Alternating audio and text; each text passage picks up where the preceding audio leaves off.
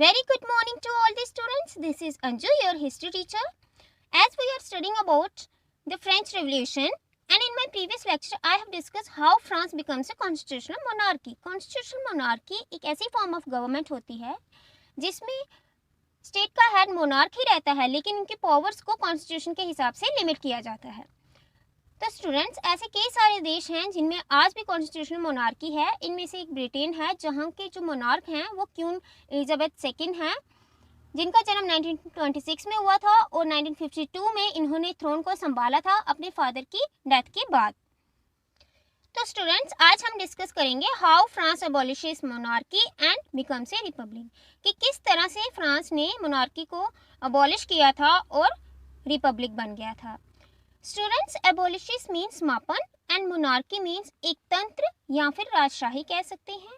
ये ऐसी form of government होती थी जिसमें जो है पूरे राज्य को कंट्रोल करने की पावर एक इंसान के हाथों दी जाती थी और फिर वही इंसान डिसाइड करता था कि पूरे राज्य में क्या होगा और क्या नहीं। अब ये जो फ्रांस था वो मोनार्की को क्यों हटाना चाहता था? क्योंकि जो लुई 16 थे, यानी कि वो जो यहाँ के राजा थे, मोनार्क थे, वो जब भी कोई रूल बनाते थे वो हमेशा अपने फेवर में ही बनाते थे और जो फ्रांस की गरीब प्रजा थी उनके फेवर में कभी कोई रूल नहीं निकालते थे। इस वजह से जो फ्रांस की गरीब जनता थी उन्हें बहुत ज़्यादा प्रॉब्लम फेस करना पड़ती थी। तो इसलिए उन्होंने डिसाइड किया कि मोनार्की को पूरी तरह से अबॉलिश कर दिया जाए और फ्रांस को रिपब्लिक डिक्लेयर कर दिया जाए। अब ये रिपब्लिक क्या होता है? रिपब्लिक ऐसी फॉर्म ऑफ गवर्नमेंट है जिसमें गवर्नमेंट और गवर्नमेंट के हेड दोनों ही पीपल इलेक्ट करती है।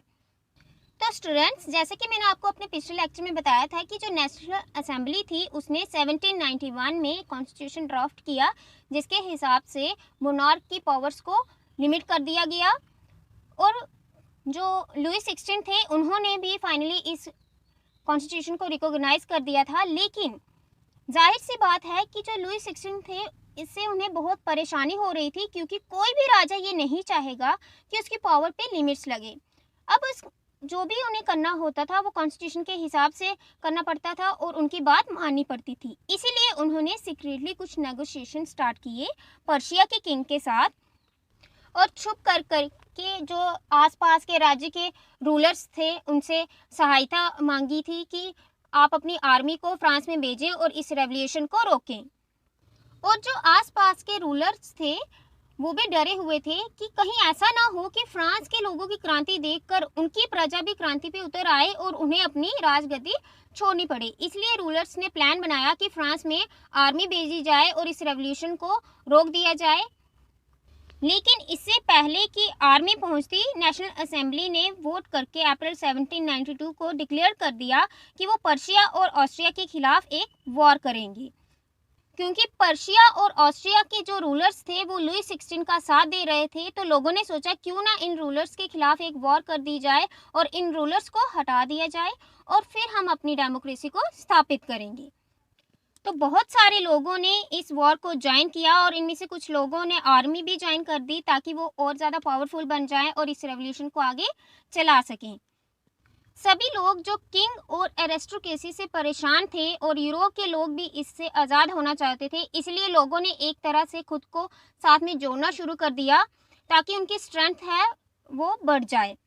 तो जैसा कि भारत में भी नेशनल मूवमेंट के दौरान नेशनल सॉन्ग को गाते थे, स्लोगन्स बोलते थे, जैसे कि freedom is our birth right, तुम मुझे खून दो मैं तुम्हें आज़ादी दूंगा, इस तरह के नारे जो भारत में प्रचलित थे, ऐसे ही दूसरे देशों में भी होता था। जब भी कोई क्रांति होती थी तो वहाँ पे भी सॉन्ग्स गाते थे और नारेबाजी होती थी।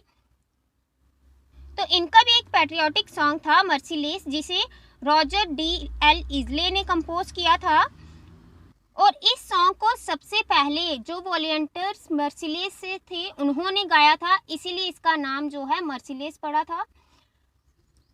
और बाद में यही सॉन्ग जो है वो फ्रांस का नेशनल एंथम बन गया और आज भी फ्रांस का जो नेशनल एंथम है वो मर्सीलेस है। और फिर जब इस तरह की चीज़ें होती थी, जैसे कि भारत में भी रिफॉर्मर्स आए थे, राजा राम मोहन रॉय, महात्मा गांधी और दूसरे अलग अलग ग्रुप जैसे कि आर्य समाज, ऐसे ही कुछ ग्रुप्स फ्रांस में भी उभर कर आए और उन ग्रुप्स को कहा गया पॉलिटिकल क्लब्स। पॉलिटिकल क्लब्स जो हैं वो लोगों को एक साथ जोड़ते थे और ये एक तरीके से इम्पोर्टेंट रेलिंग पॉइंट बन गए थे लोगों के लिए, जहाँ पर डिस्कस किया जाता था कि गवर्नमेंट की पॉलिसीज़ के बारे में या फिर अपने प्लान्स ऑफ एक्शन के बारे में कि आगे उन्हें किस तरह से जो है रेवोल्यूशन को बढ़ाना है।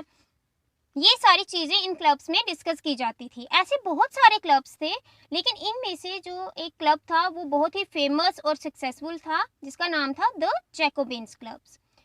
इसका ये फेमस होने का एक कारण ये था कि इस क्लब के जो मेंबर थे वो सारे लेस प्रॉस्पेरस सोसाइटी से थे, यानी कि गरीब लोग थे, जैसे कि शॉपकीपर्स हो गए, शू मेकर्स हो गए, पेस्ट्री कुक्स हो गए, वॉच मेकर्स हो गए, या फिर सर्वेंट्स हो गए और डेली वेज वर्कर्स। ये इस तरह के लोग जो थे इस क्लब के मेंबर्स बने। इस वजह से जो है ये क्लब बहुत ही फेमस हो गया और सक्सेसफुल हुआ।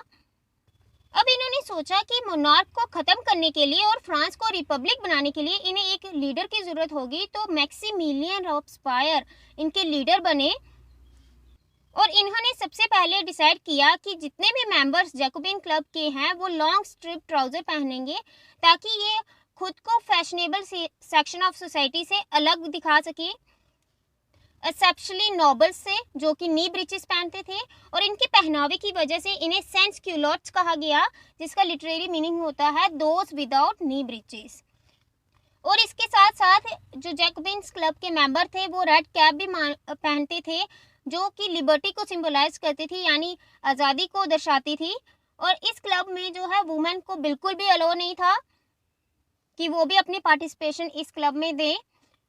देन फिर 10 अगस्त 1792 को जैकोबिन क्लब ने टुलेरीज के एक पैलेस पे हमला कर दिया, और इस बीच जो वहाँ के किंग के गार्ड थे वो सारे मारे गए और उन्होंने किंग को बंदी बना दिया। देन असेंबली ने वोट किया कि जितनी भी रॉयल फैमिलीज हैं उनको इम्प्रिजन कर दिया जाए। और फिर इलेक्शंस हुए, जिसमें इस बार जो भी लोग 20 ईयर्स के थे, 21 ईयर्स के थे या फिर उससे ज़्यादा थे, चाहे वो गरीब थे अमीर थे, उन सबको राइट टू वोट मिला। और ये जो न्यूली इलेक्टेड असेंबली थी इसे कन्वेंशन कहा गया। और फिर फाइनली 21 सितंबर 1792 को मोनार्की को अबॉलिश कर दिया गया और फ्रांस को रिपब्लिक डिक्लेयर कर दिया गया था। यानी अब कोई भी नागरिक जो है इलेक्शन में खड़ा हो सकता था। ऐसा नहीं है कि जैसे कि हेरिडेटरी मोनार्की में होता था कि राजा के बाद उसकी गद्दी जो है उसके बेटे को ही मिलेगी। ये सारा सिस्टम जो है वो ख़त्म कर दिया गया और फ्रांस को रिपब्लिक डिक्लेयर कर दिया गया। ऑन 21 जनवरी 1793 लुई 16 को पब्लिकली एग्जीक्यूटेड कर दिया गया at the place de la Concorde. और फिर कुछ समय बाद जो क्वीन मैरी एंटोनेट थी उनकी भी डेथ हो गई थी। और इस तरह से जो है फ्रांस फाइनली जो है रिपब्लिक हो गया था 1792 में। So students, that's all for today. Thank you.